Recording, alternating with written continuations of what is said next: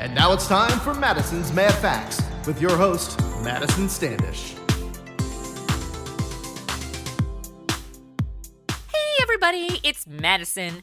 Welcome to another Madison on the Air bonus feature of Madison's Mad Facts, where we look at the way things were in real life back during these old-timey radio shows. This month we featured Ladies' Night on Philip Marlowe. Gang, there are some episode spoilers ahead. You are warned. Alrighty. One key location in our episode is Annie Stringer's Hollywood Health Club. So this got me thinking about the history of exercise and more specifically, gyms, especially relating to women. Because as with most history, women had a different road to get to where we are today than did the men. With me to discuss women, exercise, and public gyms is the voice of our Annie Stringer herself, Julie Hoverson.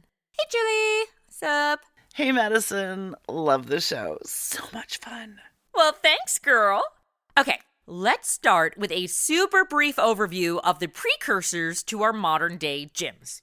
So, technically the first gyms originated in ancient Greece. The word gymnasium actually comes from the Greek word gymnos, which means naked. Yes, we have all heard about the original Olympic Games. I know most people think about things flopping around, but I'd be more like, dude, there was no sunscreen then. Ouch.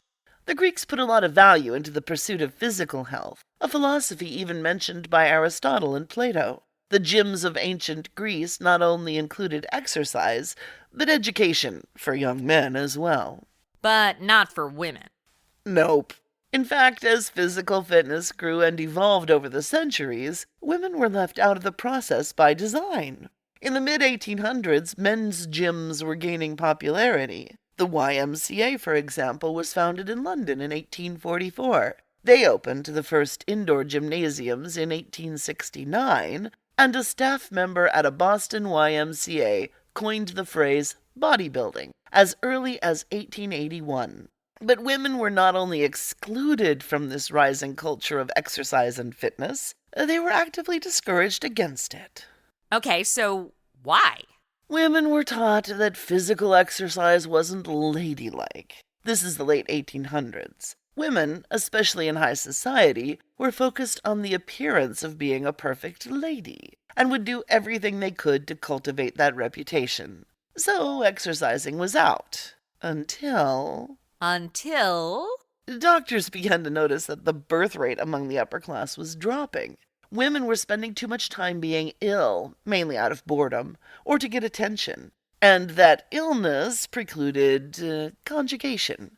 So the doctors invented the fresh air movement and got everyone taking preprandial and postprandial walkies to make digestion work better. But really to get women to stop being sick and have more babies. Ha! Of course women were encouraged to exercise when suddenly the men weren't getting any. Women were also riding more bikes with the bloomer girls and playing tennis and other sports as we came into the Gibson girl era, and there was always dancing. Okay, I can get behind that. Sexy bloomers. But there also were wellness trends. Around the turn of the 20th century, some of the trends for women came closer to exercise as we would recognize it today. The early 1900s emphasized stretching for women, which might be considered a sort of precursor to yoga. There was also the introduction of stationary bikes and rowing machines, simulating popular recreational sports of the era. But the biggest must-have machine by far was the VibroSlim. This was a vibrating belt. The woman would stand with the large strap around her waist across her lower back, and the vibrating motion of the belt was meant to aid in weight loss. This allowed women to not exert themselves while exercising, thus maintaining their ladylike stature. And before you laugh at how silly these women were back then, you can find similar vibrating weight loss machines on the market today. The only difference is the modern ones are more high-tech. So when did women actually start sweating? Glistening? Not for a while. The Roaring Twenties saw a lot of partying by both men and women, so the next wave of fitness trends didn't start until the 30s. While Charles Atlas was helping men find the 97-pound weakling inside all of them, Joe Bonomo and Jack LaLanne were opening up fitness for women as well. Bonomo provided lady-specific health-related books such as How to Beautify Your Figure, while Lelaine, the fitness legend, opened what is considered the first health club in the U.S. in Oakland, California in 1939. He emphasized lifting weights and rigorous exercise, but was contradicted by many doctors who claimed such activity was physically dangerous.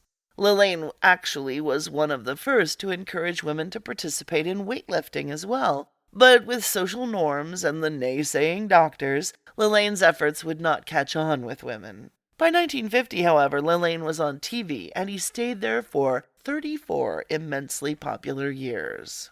Oh, that's awesome. So then, did women exercise at all back then? Apart from a lot of walking. Remember, women didn't drive much yet, and for some, a lot of social dancing.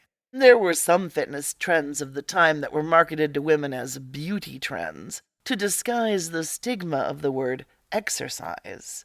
Women sought the glamour of the stars on the silver screen. They would perform simple exercises meant to target areas like the legs, posterior, and stomach to produce the desired curves of the Hollywood starlets. The 30s and 40s was the first time activewear specifically for fitness was created for women.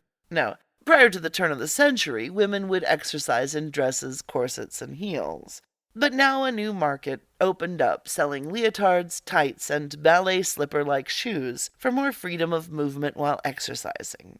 And if you want to see an example of a women's gym, watch the film The Women from 1939. Nice. So in our episode of Philip Marlowe, which originally aired in 1950, what kind of exercises would women be doing at Annie Stringer's Hollywood Health Club? In this episode, Annie's Health Club is described as a Turkish bath, which is a very old institution dating back to the 14th century. Back then, a Turkish bath was about communal bathing in the time before plumbing, a place to relax, be social, and, yes, lose weight. Instead of saunas, most had rooms with dry heat, which helps the skin, muscles, and circulatory system. The character in Philip Marlowe referring to Annie's place as a Turkish bath was basically just using the outdated terminology. Annie's Health Club was more likely similar to that of Jack LaLanne's creation. Annie's place probably had free weights and pulley-based strengthening and resistance machines. What is interesting is Annie's Club is women only. A Turkish bath, both in the past and present, does separate guests by gender, so it's likely Annie's place had a dry heat room or a sauna. Plus, much like today, being women only would have put her clients at ease to do these unladylike exercises without the judging or leering eyes of men. So by the 1950s, were women exercising yet?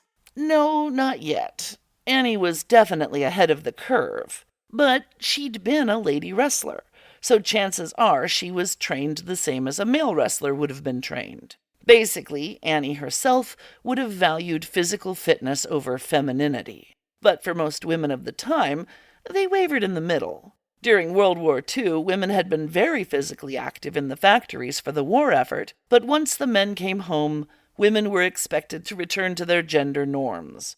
Women were actually encouraged to feign weakness, like not being able to open a jar of pickles, so men could maintain their masculine status. Holy crap.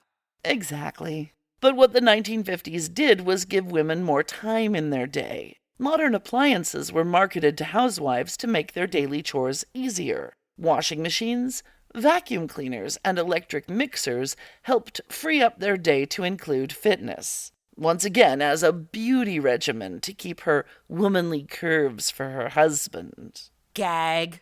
Calisthenics became the trend of the 50s, but it wouldn't be until 1968 that the term aerobics was first used in a book by a doctor named Kenneth Cooper. He promoted a physical fitness plan for men and women that, for the first time, encouraged and celebrated the idea of sweating while exercising. This started to move women away from feeling stigmatized by society for physical fitness. However, the trends at the time were still mainly focused on body sculpting versus the overall physical and mental health benefits of exercise.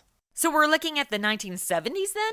Right. The first big boom came in the form of jogging. Running shoes came on the market, and men and women alike took to the roads to jog. Then by the late 1970s, women began flocking to a new trend, jazzercise. With a combination of exercise and dance, gyms everywhere filled classes with women who started to use the trend not only for fitness, but for socializing. And this would lead to the huge athletic clubs of the 1980s. Let's get physical.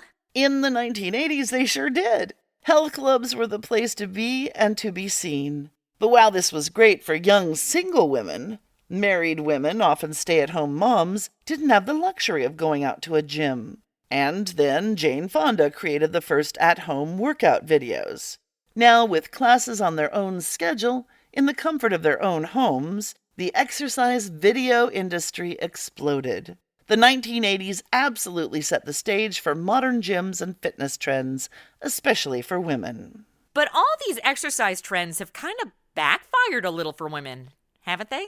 Well, yes. Once the stigma of not being ladylike was removed from exercise, women then became pressured to constantly work on their bodies and try to capture physical perfection that cannot be achieved. Even Jane Fonda, in more recent years, has admitted she went through extremes to create and maintain the body she made famous. Sadly, a lot of fitness trends over the last few decades have proven detrimental to women's physical and mental health, rather than as a way to support it. Instead of encouraging fitness, women are sent into a spiral of always feeling lesser than when they attend gyms and exercise classes. So ladies, take care of yourself, stay healthy, but be you. Well, thank you so much, Julie, for talking with us about the history of women, exercise, and gyms. Oh, thanks for having me. I love talking about stuff like this. I lived through a lot of it. I did jazzercise in high school. Well, you were amazing. Thank you, too, for adding your own stories and facts to the show. You made this Mad Facts even better. And hey, thank you guys for listening. Get ready for new episodes of Madison on the Air to premiere the first of every month. Bye! Let's get physical, physical.